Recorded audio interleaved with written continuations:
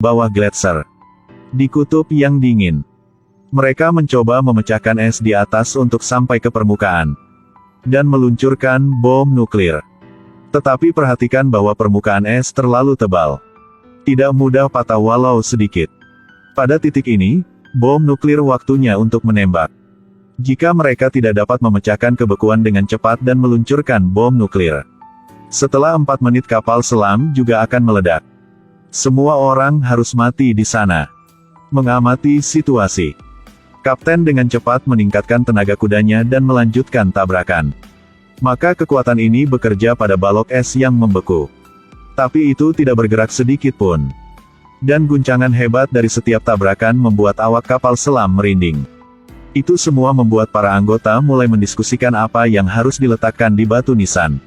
Dan pada saat yang penting, kapten segera meledakkan blok dengan torpedo. Tapi tak terduga, saat peluncuran torpedo, satu pelaut menemukan air laut mengalir ke ruang torpedo. Ketika dia ingin membukanya untuk memeriksa, tiba-tiba anggota awak kapal selam terkejut ketika mereka melihatnya.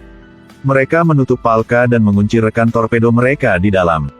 Saat ini hanya ada 3 menit tersisa untuk bom nuklir meledak. Kapal selam nuklir juga mulai turun perlahan. Karena banyaknya air laut yang meluap ke saluran pantai torpedo. Pada saat ini, awak kapal juga ketakutan dan menggigil. Saat ini, hanya mungkin untuk mengalirkan air laut yang meluap dengan cepat. Saat seluruh kru akan terendam di dasar laut. Pada saat ini, satu anggota dengan ceroboh menyelam ke dalam air dan secara manual menutup katup gerbang torpedo. Merasa seperti tercekik. Tapi untungnya, programmer luar telah berkolaborasi. Sistem drainase bekerja dengan sukses. Semua bom nuklir kapal selam juga mulai perlahan naik. Tetapi krisis yang lebih serius masih jauh dari terselesaikan. Kapal selam nuklir Amerika akhirnya keluar dari es. Dan kemudian beberapa anggota awak turun dari kapal selam. Setelah beberapa pemeriksaan, mereka menemukan bahwa kapal selam itu benar-benar tidak dapat dilewati karena es yang tebal. Jadi kru buru-buru menembakkan suar ke stasiun cuaca. Tapi setelah lama menunggu masih tidak ada respon. Jadi ketika kapal selam itu muncul, mereka hanya bisa menghentikan peluncuran bom nuklir dengan putus asa. Tidak ada pilihan. Awak kapal selam ini mulai memakai mantel tebal. Dan mulai mencari bantuan dari stasiun cuaca. Mereka perlahan bergerak maju dalam badai salju. Dan semua orang terhubung dengan kabel. Untuk mencegah anggota tim jatuh ke gletser. Tentu saja, cepat atau lambat. Dan kemudian satu pemain jatuh dan menyeret 2 lainnya masuk. Tetapi yang lebih buruk adalah gunung es sedang bergerak saat ini. Jika mereka tidak bisa keluar lebih cepat, mereka kemungkinan besar akan menjadi es krim lengket. Untungnya dengan bantuan rekan satu tim lainnya, mereka memanjat. Pada saat ini, kapal selam nuklir di sini juga berada di bawah tekanan. Kapal selam nuklir berada di bawah tekanan yang meningkat. Tidak mungkin kapten bisa menjatuhkan kapal selam ke dalam air. Dan anggota tim di sini dengan cepat menemukan stasiun cuaca.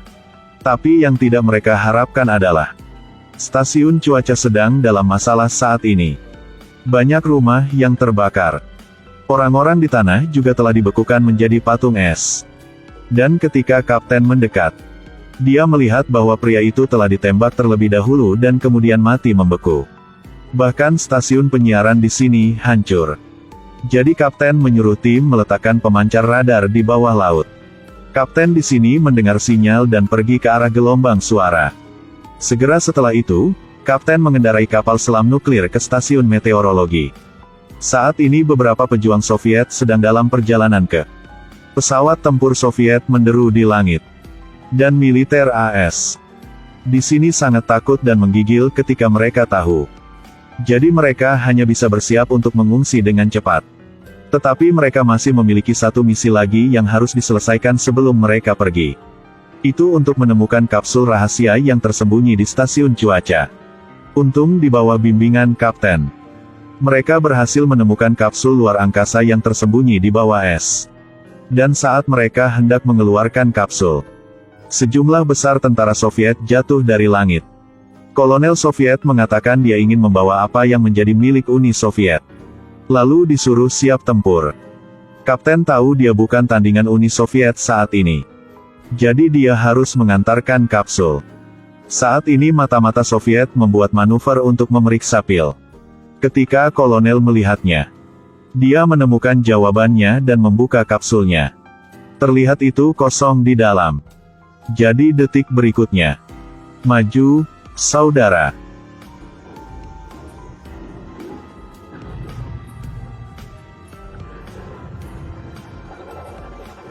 Jadi kedua belah pihak melancarkan pertempuran sengit. Setelah beberapa pertempuran, militer AS melihat bahwa mereka bukan tandingan Uni Soviet. Jadi mereka menyerah dan menyerahkan kapsulnya. Dengan cara ini tentara Soviet mendapatkan kembali keberhasilannya yang gagah. Tetapi ketika dia memasukkannya kembali ke dalam kapsul ruang angkasa, dan bersiaplah untuk membawanya pulang dengan balon udara. Tapi tak terduga, Kapten diam-diam menarik pelatuknya. Berhasil meledakkan kapsul luar angkasa. Semuanya menjadi seperti ini. Kolonel Soviet tidak bisa berbuat apa-apa. Dia hanya bisa menerimanya dengan enggan. Dan menyatakannya ke dunia luar. Dua negara berpartisipasi dalam kesepakatan besar ini. Videonya